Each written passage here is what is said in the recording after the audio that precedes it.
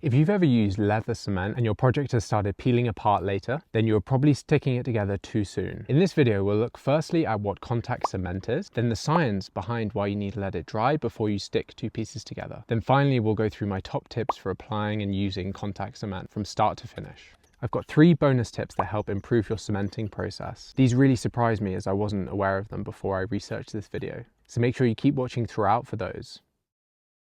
So when I first started leathercraft, I was applying the contact cement and then sticking the 2 pieces together straight away, just like you would do with any other glue. But leather cement or contact cement is not like standard glue. I've scoured the internet to research this video and tried to learn all the science about what is going on when we use contact cement. So I'm excited to share all of this with you now. So leather cement is a contact adhesive that is designed to bond porous surfaces like leather. So contact cement makes a permanent bond between 2 pieces of leather. Using contact cement, you want to make sure you're ready to go before you start applying it. If you followed my steps, which will be later on in the video, which should give you the best application and use of contact cement, then it's very difficult to reposition or move once you put the 2 surfaces together. So most contact cements are made from a rubber or neoprene base that is then suspended in a solvent. And the solvent here is key. It evaporates, leaving behind a sticky surface that forms the actual bond. So solvent is any substance, usually a liquid, which is capable of dissolving any other substance or material inside it, thereby creating a solution. Here, the solvent is a strong chemical that dissolves the adhesive itself into a liquid form. This makes it really easy to apply, keeps it liquid, and stops it forming one massive ball of adhesive that wouldn't be usable. So this is why if you ever leave the lid off the cement and allow it to dry fully, it'll be completely unusable and it'll be a solid block of cement. And this is because the solvent has evaporated, leaving behind just the strong adhesive. So disclaimer, solvents can have really harmful vapors, so it's really best to try and avoid these as much as possible. There are alternatives like eco cements that are water-based glues, and those can work really well. So if you're worried, that might be something worth checking out. I'll do a full comparison in the future about eco versus contact cement, and we'll see really, is there much difference in sticking ability. So as I'm currently road tripping across British Columbia, I'm always outside, so I'm not worried about the harmful vapors. But when I'm back home in my workshop, I'll make sure I crack a window or open a door to make sure I get some nice airflow in there. So I'd suggest that if you may be sensitive to these vapors. If you've got any value out of this video so far, please like it and please subscribe for future leather science videos. Drop a comment down below what leather science video you'd like me to make next. Thanks so much, your support really helps me to continue making these videos. Now, I'm no expert, but I've spent time researching and learning to make this video and share it all with you. If I've got something wrong or you have a better tip, I'd love to hear about it down in the comment section. Let's all learn together. Thank you. So when you apply the cement, the solvent keeps it in a wet and slippery state. This makes it really easy for applying, but you need to make sure you let it dry before you stick the 2 pieces together.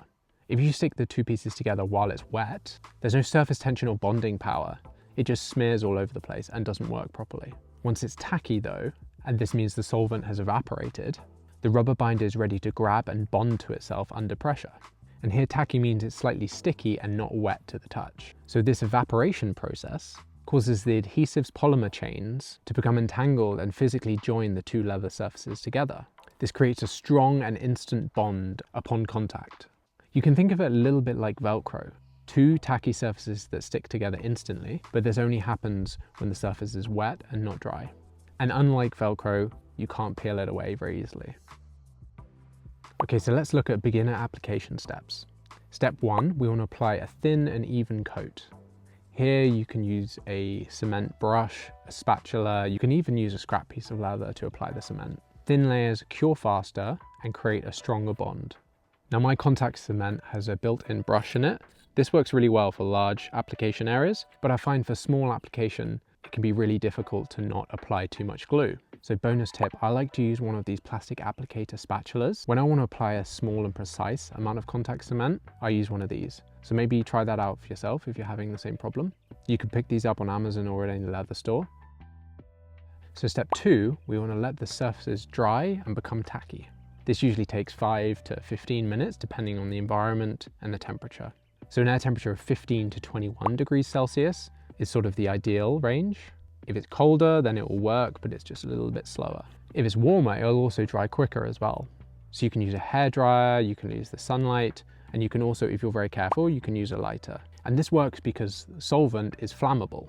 So instead of waiting for the solvent to evaporate, you can simply just burn it off. Now you don't want to burn it for too long, otherwise it can singe the leather surface. You just want to dry out the contact cement.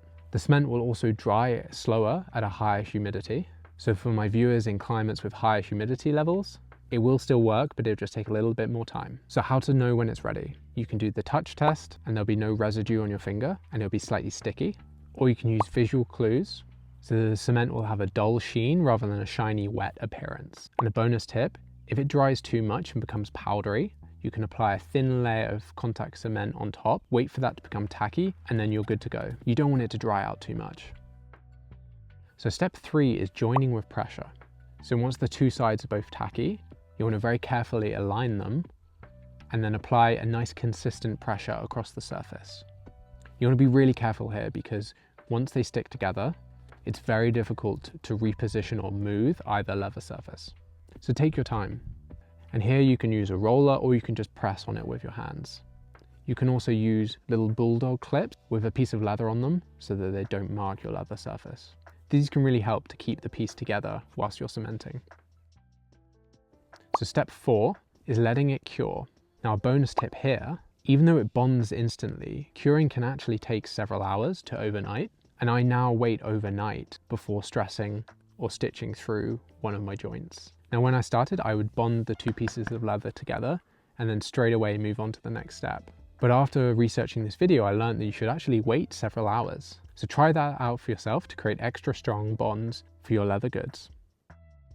So step 5, if you do have some edge leaking and there's some contact cement residue left over, then don't worry. So you can now do your sanding, your edge beveling and your burnishing after your contact cementing to clean up the edges and remove any remnants. So next time you're using leather cement, remember it's not just about glue, it's also about timing and application. If you like this video, you may enjoy one of my others. Maybe check out one of my other videos up on the screen now. This channel is focused on helping beginners get into leathercraft and helping experts learn a new skill, and finally creating a community to share knowledge so we can all learn better. Thanks, have a great day.